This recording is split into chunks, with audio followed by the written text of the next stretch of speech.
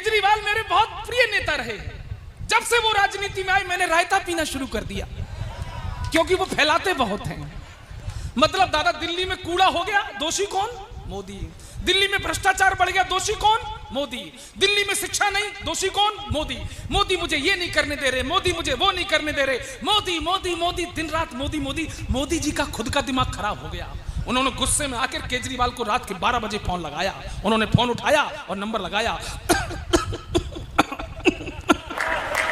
मोदी जी ने कहा, ए केजरीवाल, लोगों को तुमसे है कितने गिले, क्यों क्यों क्यों, तुम कैसे सीएम मिले, क्यों क्यों क्यों, इतने दिनों तुमने क्या किया, क्या किया क्या किया क्या किया। केजरीवाल बोले, तेरा नाम लिया हो, तुझे याद किया।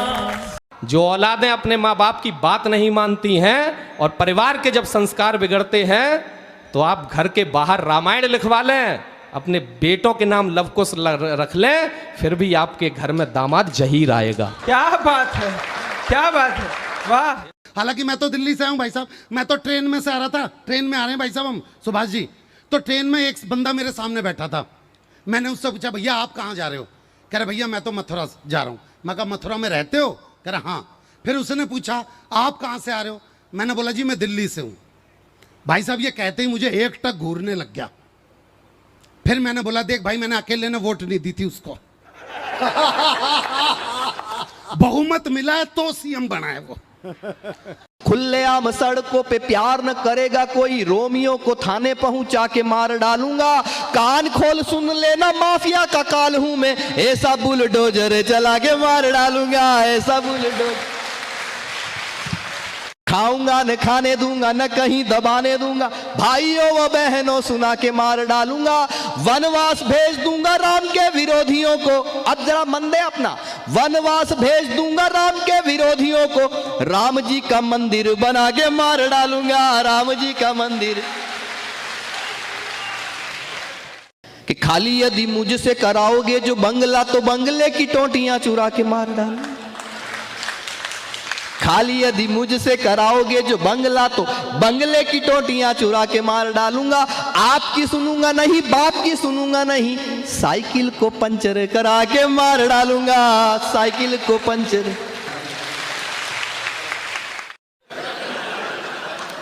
एक और फोन हुआ पिछले दिनों। जैसे ही एनडीए द्वारा राष्ट्रपति पद के लिए, महामहिम पद के लिए राम कोविंद जी का नाम तय हो गया, उसी दिन यमराज का फोन आया आडवाणी जी के पास।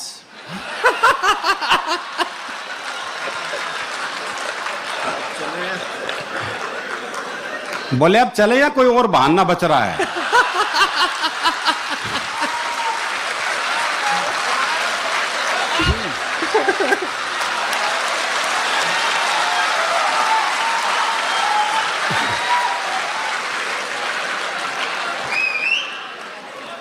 तो आडवाणी जी बोले, मोदी जी ने कहा है विकास होगा, बस उसका मुंह देख के जाना चाहता हूं। सही बात, अच्छा। एक और फोन हुआ पिछले दिनों। जैसे ही एनडीए द्वारा राष्ट्रपति पद के लिए, महामहिम पद के लिए राम कोविंद जी का नाम तय हो गया, उसी दिन यमराज का फोन आया आडवाणी जी के पास।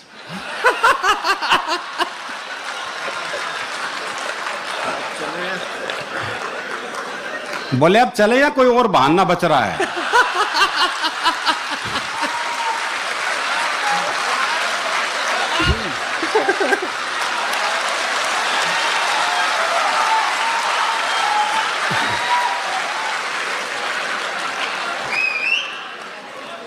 तो आडवाणी जी बोले, मोदी जी ने कहा है विकास होगा, बस उसका मुंह देख के जाना चाहता हूं। सही बात, अच्छा। नहीं, मोदी जी खूब हंसाते हैं, ऐसी बात नहीं है। जब हरियाणा में चुनाव हुआ, उन्होंने जगह जगह भाषण दिया था, शौचालय बनाएंगे, शौचालय बनाएंगे। उसका तो महाराष्ट्र चले गए, बोले ना खाऊंगा ना खाने दूंगा। बताओ शौचालय बना क्या करेगा भाई? वो बस में एक बूढ़ा बैठा था, एक लड़के ने सिगरेट सुलगाई, चिंगारी उड़ के बूढ़े कुड़ते पे चली गई, तो बूढ़े का कुर्ता जल गया, लेकिन वो बोला कुछ नहीं। तो उसने सोचा, भाई ताऊ बड़ा सीधा, इससे बात करनी चाहिए। बोले ताऊ राम राम। बोले राम राम। बोले ताऊ तेरा कौन सा गांव? बोले गांव ने भी फूकेगा कि? वो एक का नया नया ब्याह हुआ तो दूल्हा दुल्हन को छत पे भेज दिया। अच्छा वहां उसने देखा लुगाई बड़ी सुथरी है, बोले लड्डू खावेगी? देखो ये प्रैक्टिकल बात, अगला कोई चांद तारे लाने की बात नहीं कर रहा, जो ला सकता है वही पूछ रहा है। भाई उसे पता है ब्याह का घर है, हाँ वर्दी नीचे जाके ले आऊंगा। लड्डू खावेगी बर्फी ला दूं, इमरती खावेगी जलेबी ला दूं। भाई ने सुबह के 4 बजा दिए इस चक्कर में। तो नीचे से बूढ़ा बोल पड़ा, बोला इस कढ़ाई ना उतार दे, खेत पे जाने का टाइम हो गया। वो एक का 40 साल की उम्र तक ब्याह नहीं हुआ, बहुत दुखी हो रहा था। अपने दोस्त से बोला यार मैंने तो लगा मेरी वाली भ्रूण हत्या में मारी गई।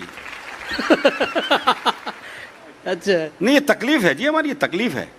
और ये तकलीफ तब और बढ़ जाती है जब ओलंपिक हो, चाहे पैरा ओलंपिक हो, चाहे साक्षी मलिक हो, चाहे दीपा मलिक हो, चाहे विश्व सौंदर्य प्रतियोगिता हो, जब हरियाणा की छोरियां पदक लेके आती हैं तो ये तकलीफ और बढ़ जाती है। वो पिछले दिनों मेरा दोस्त विनोद शुक्ला उसके घर छोड़ा हुआ, तो वो छोड़ा हुआ उसको सरकारी अस्पताल में, तो वो नर्स 5,000 का चेक लेके आ गई। मैंने कहा सिस्टर ये 5,000 का चेक? बोले नहीं ये माँ बनी है ना तो इनको हम 5,000 रुपए का चेक दे रहे हैं। मैंने कहा ये भी बेचारा कुछ ना कुछ बना ही है।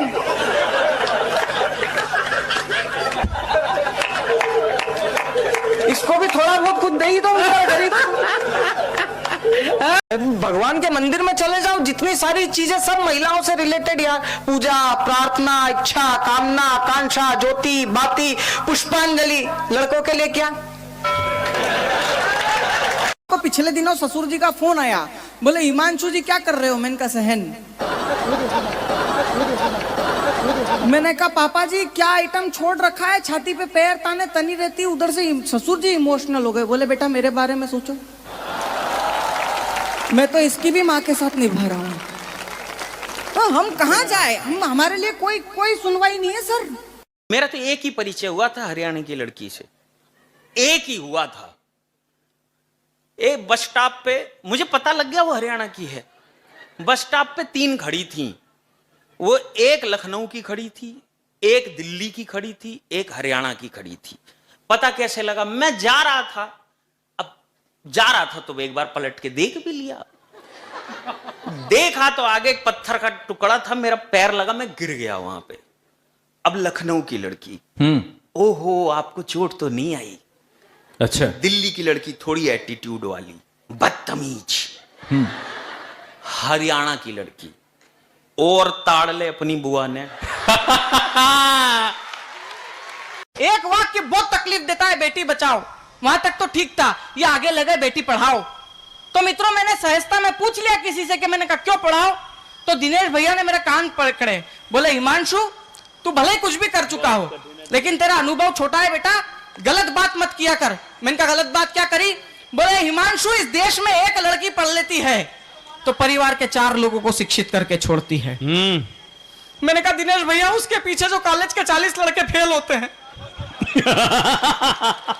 हमारी छाती सांप लौट। एक दिन मैं सुबह सुबह 5 बजे घर पहुंचा, मेरी मम्मी 56 साल की उम्र में झाड़ू लगा रही, मेरा दिमाग खराब। मैंने कहा मम्मी कहाँ है वो श्रीदेवी? बोल बेटा ऊपर सोई है, मैंने आस्तीन चढ़ाई। मैंने कहा आज तो उसको नीचे उतारो, उसका पूरा भूत उतारूंगा। माँ मेरी थी, मेरी कैपेसिटी जानती थी, वो तुरंत बोली, बोले बेटा तेरे से कुछ भी नहीं होएगा। मैंने कहा मम्मी साइकोलॉजिकल ट्रीटमेंट देते हैं, झाड़ू का एक छोर आप खींचो, बोलना मैं लगाऊं, दूसरा मैं खींचूंगा, मैं बोलूंगा मैं लगाऊं।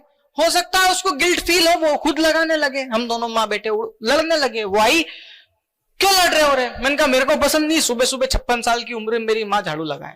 माँ बोली, बोले मेरे को पसंद नहीं है, रात भर का थका लड़का मेरा सुबह 5 बजे आए और झाड़ू लगाए। बोले क्यों लड़ रहे हो? आधे घर का तुम निकाल लो, आधे घर का तुम्हारी माँ निकाल लो। मैं पिछले दिनों गया था दिल्ली में तिहाड़ जेल में। हंसने की क्या बात है, कविता पढ़ने गया था भाई। तो कविता पढ़ने गया तिहाड़ जेल में, वहां पे एक सिपाही एक कैदी को कह रहा था, बोले नहा धो के तैयार हो जा, 2 घंटे बाद तेरी फांसी है। तो बड़ा चौंका कैदी, बोले भाई मेरी फांसी तो 2 महीने बाद तय हुई थी। बोले ना जेलर साहब कह रहे हैं मेरे गांव का आदमी है, इसका काम पहले।